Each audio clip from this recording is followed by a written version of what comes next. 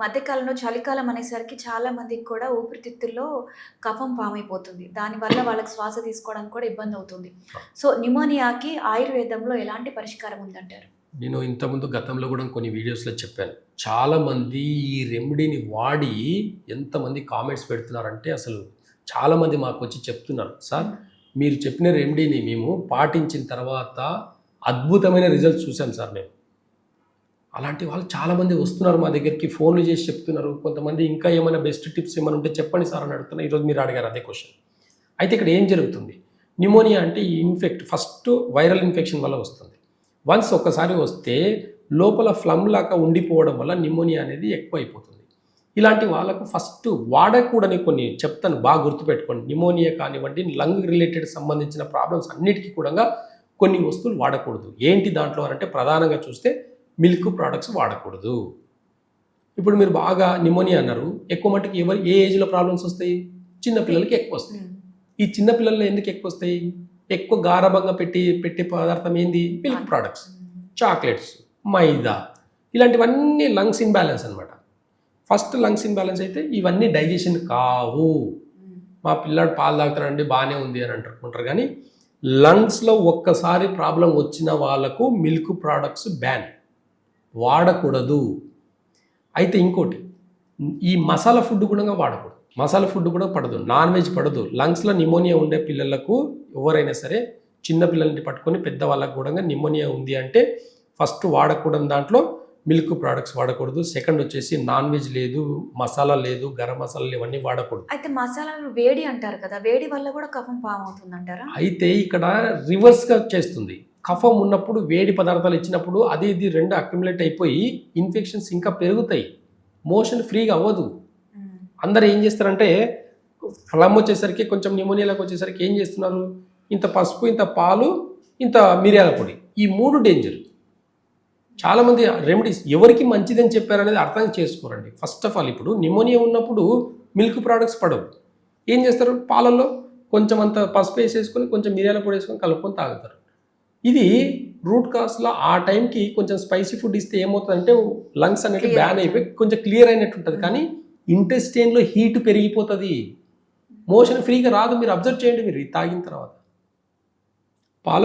పాలలో కొంచెం మిరియాల పొడి కొంచెం పసుపు వేసుకొని తాగితే పెద్ద పేగు హీట్ పెరిగిపోతుంది, ఫ్రీగా మోషన్ అవ్వదు. ఇంకా లంగ్స్ ఫ్రీ అవుతుంది, కింద బ్లాక్ అయిపోతుంది. ఇది క్రానిక్ డిసీజ్కి రూట్ కాస్ అవుతుంది.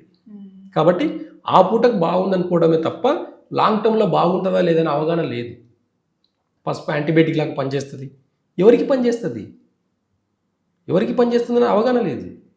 ఇప్పుడు లివర్ బాగాలేకుంటుంది, చింతపండు తిన్నప్పుడు ఇంకా పాడైపోతుంది. అదేంటండి చింతపండు మంచిదని చెప్తారు డాక్టర్లో, ఏ డాక్టర్ చెప్పారు, ఎవరికి చెప్పారు? అవగాహన లేదండి. ఇప్పుడు బాగా వర్షం పడుతుంది, చింతపండు తింటామా? పచ్చిపులుసు చేసుకొని తింటామా? బాగా రైనీ సీజన్లో సమ్మర్లో తింటాం. సమ్మర్లో ఎందుకు తింటాం? చలువ అవ్వడానికి తింటాం. వర్షం పడ్డప్పుడు ఎందుకు తినకూడదు? ఇదే డాక్టర్లకి వెళ్ళాడు, ఎవరండి చెప్పింది బ్రహ్మాండంగా తినొచ్చు, మీరు తినండి, ఏమైనా మేము ఉన్నామన్నట్టు చెప్తారు వాళ్ళు. అంటే మీరు తినేసి పాడయ్యి రండి అని చెప్తారు వాళ్ళు. కానీ నేచర్ అలా చెప్పదండి. ఒక సీజన్ ఉంది, మామిడి పళ్ళు ఒక సీజన్లో తింటేనే దానికి మంచిది. సంవత్సరం అంతా దొరుకుతుంది తినడం వల్ల హీట్ ఎక్కువ అవుతుంది, లేనిపోయిన ప్రాబ్లమ్స్ వస్తాయి. కాబట్టి ఇలాంటి నేచర్ని ఫాలో చేస్తే అందరికీ కాదు. బాడీలో పెయిన్స్ ఉండే వాళ్ళకు చింతపండు పడదు. కానీ ఇప్పుడు చెప్పే మోడర్న్ డాక్టర్స్ చింతపండు తింటే బాడీలో పెయిన్స్ తగ్గుతాయి. తగ్గించమని చెప్పండి, మరి ఎప్పటికీ ఆన్సర్ లేదు. కాబట్టి న్యూమోనియాకి బెస్ట్ రెమెడీ పిప్పల చూర్ణం. ఇది కూడా స్పైసీ, పిప్పల చూర్ణం అనేది స్పైసీ. కానీ మిరియాల చూర్ణం కన్నా దీని కెమికల్ రియాక్షన్ వేరు. అయితే ఈ పిప్పల చూర్ణం ఎలా ఉంటుంది అంటే, పిప్పల చూర్ణంని తీసుకునే దాన్ని బట్టి ఉంటుంది. అల్లం రసంలో తీసుకుంటే ఒకలాగా పనిచేస్తుంది, తేనెలు తీసుకుంటే ఒకలాగా పనిచేస్తుంది. ఈ స్పైసీ అంటే మిరియాలని మనం తేనెలో కలిపి తీసుకుంటే న్యూమోనియాకు 15 రోజుల్లో పర్మనెంట్ సొల్యూషన్. మీరు వాడిన తర్వాతనే చూడండి, ఇన్స్టెంట్గా తగ్గుతుంది. లాంగ్ టర్మ్లో కూడా ఎలాంటి ప్రాబ్లమ్స్ రాకుండా డైజెషన్ సిస్టమ్ని కూడా ఇంప్రూవ్మెంట్ చేసుకొని లంగ్స్ మొత్తం క్లీన్ అయిపోయి ఫ్రీగా మోషన్ అయ్యేదానికి ప్రాసెస్ అవుతుంది అనమాట. కాబట్టి పిప్పల చూర్ణంని కొంచెం తేనెలో తీసుకోవడం వల్ల న్యూమోనియాని పర్మనెంట్గా తగ్గించుకోవచ్చు. ఇప్పుడు తేనె మరి కఫం ఫామ్ చేయదంటారా? కాదండి. అదే మనం ఇప్పుడు కెమికల్ రియాక్షన్ వల్ల ఇప్పుడు ఎక్కడైతే మనం తేనెని మనం ఈ పిప్పల చూర్ణంలో కలిపినప్పుడు ఈ 2 కెమికల్ రియాక్షన్ వల్ల ఇక్కడ ఇంటర్నల్‌గా 2 పనిచేస్తాయి అన్నమాట. ఒకటి డిటాక్స్ చేస్తుంది, లివర్‌ని డిటాక్స్ చేస్తుంది, లంగ్స్‌ని మొత్తం క్లీన్ చేస్తుంది. ఇంటెస్టైన్ ఎగ్జిట్ అన్నమాట. ఫ్రీగా మోషన్ అయ్యేదానికి సహకరిస్తుంది అన్నమాట తేనె. కాబట్టి అంత ఎఫెక్టివ్‌గా ఉంటుంది. మనం డైరెక్ట్‌గా తేనె తీసుకున్నప్పుడు ఒకలాంటి రియాక్షన్ ఉంటది. మెడిసిన్‌తో తీసుకున్నప్పుడు ఒకలాగా రియాక్షన్ ఉంటది. ఇప్పుడు ఇదే పిప్పల చూర్ణంని లివర్ బాలేని వాళ్ళకు అల్లం రసంలో తీసుకుంటే లివర్ మొత్తం క్లీన్ అవుతది. తేనెలు వేసుకున్నప్పుడు లంగ్స్ క్లీన్ అవుతుంది. ఇట్లా పొత్తులు ఉంటాయన్నమాట. ఆయుర్వేదంలో పొత్తులు చాలా ఇంపార్టెంట్. మెడిసిన్ ఒకటే ఉన్న దాంట్లో ఏ దాంట్లో కలిపి తీసుకోవడం వల్ల ఎలాంటి రియాక్షన్స్ అవుతాయనేది డాక్టర్లకు చాలా బాగా స్పష్టంగా తెలుసు కాబట్టి డాక్టర్ల యొక్క నిపుణుల సలహా తీసుకొని వాడడం వల్ల ఇంకా మంచి రిజల్ట్స్ ఉంటాయన్నమాట.